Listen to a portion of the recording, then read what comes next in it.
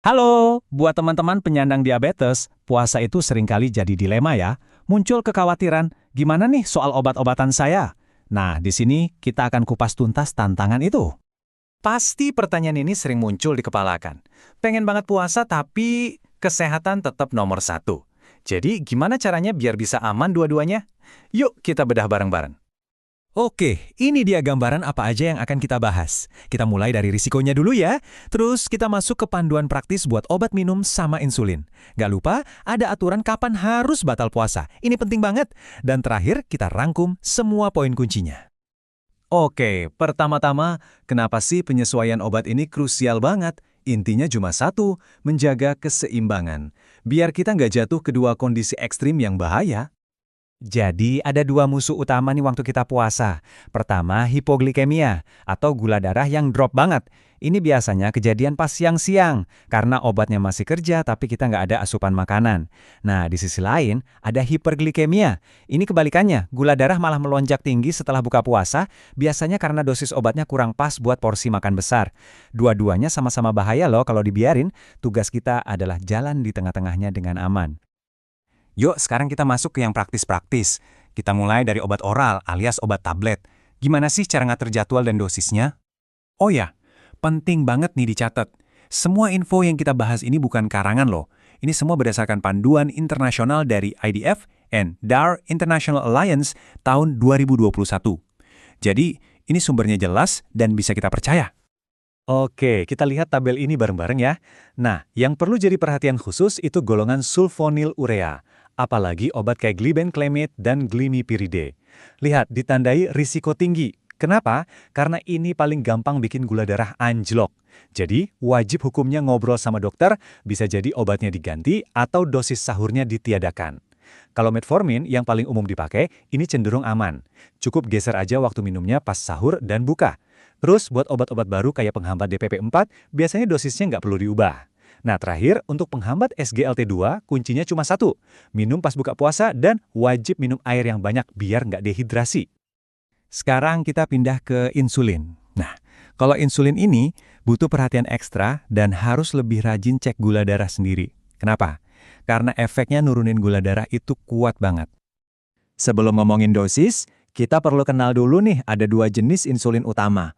Ada insulin basal atau yang kerja panjang. Tugasnya itu jaga gula darah tetap stabil seharian. Terus ada insulin bolus atau kerja cepat. Nah, yang ini tugasnya menghadang lonjakan gula darah pas kita habis makan. Cara ngaturnya beda banget loh buat puasa. Untuk insulin basal yang kerja panjang itu, aturannya adalah dosis harian Anda dikurangi sekitar 15-30%. Dosis yang udah dikurangi ini disuntikannya pas waktu buka puasa. Tujuannya biar gak kejadian hipoglikemia di siang hari. Gimana dengan insulin bolus yang kerja cepat? Nah, untuk makan besar pas buka puasa, biasanya dosis insulinnya bisa tetap sama kok kayak biasanya. Tinggal disesuaikan aja sama porsi makan Anda. Nah, ini nih penyesuaian yang paling penting. Dosis insulin bolus buat sahur itu rekomendasinya dikurangi cukup banyak antara 25-50%. Logikanya simpel, porsi makan sahur kan biasanya lebih sedikit, dan kita mau hindari gula darah anjlok pas lagi puasa di siang hari. Oke, bagian ini tolong perhatikan baik-baik. Ini penting banget. Puasa itu pilihan, tapi keselamatan itu kewajiban. Ada kondisi-kondisi tertentu di mana Anda harus, sekali lagi, harus batal puasa. Gak ada tawar-menawar. Angka keramat pertama yang wajib diingat. Kalau cek gula darah dan hasilnya di bawah 70, itu lampu merah, artinya hipoglikemia. Anda harus langsung batal, cari yang manis untuk naikin gula darah ke level aman. Angka kedua, ini kebalikannya. Kalau gula darah Anda malah meroket di atas 300, wah, ini juga bahaya. Ini tanda hiperglikemia berat.